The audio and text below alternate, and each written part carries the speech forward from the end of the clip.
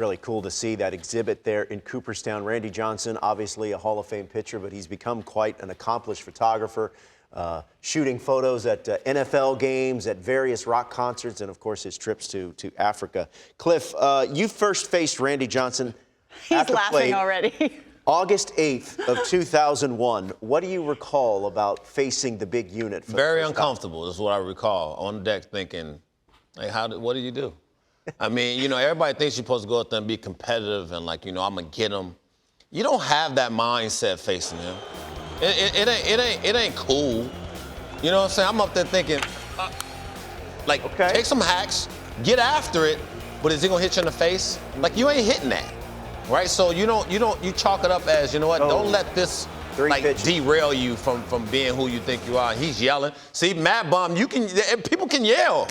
You know, you just take it with a grain of salt. We were talking in the commercial break about personality of pitchers on game day compared to other days, and you said, P, that you just ran into Randy Johnson, and he was so nice to you, but he was so mean when he was on the mound. And I said, P, were you like that? And Cliff, what'd you say?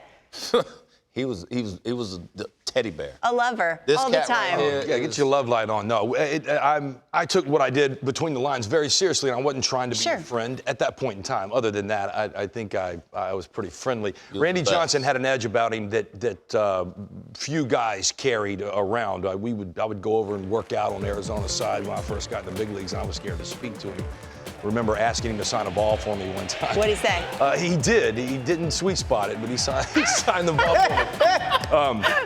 But hey, look, I will tell you this. We just had a wonderful time in Phoenix, Arizona. I got a chance to spend some time with him, and we caught up like we were old friends, talked a lot of pitching. But he's so passionate about photography, and it's so fun to watch guys come out of baseball and find something that they're equally as passionate about, and then turn out to be almost equally as good. Yeah. Your first at Jake Peavey, his first at bat against Randy Johnson.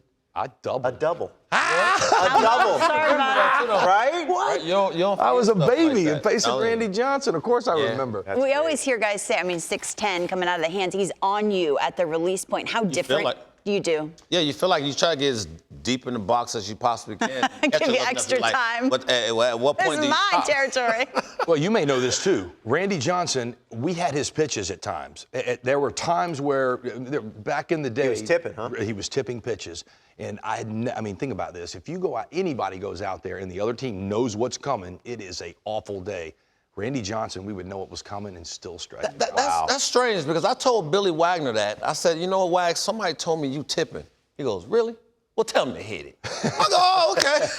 That's right. Execution wins most times, but I've never seen anything quite like Randy Johnson and us knowing what was coming and still having that much problems.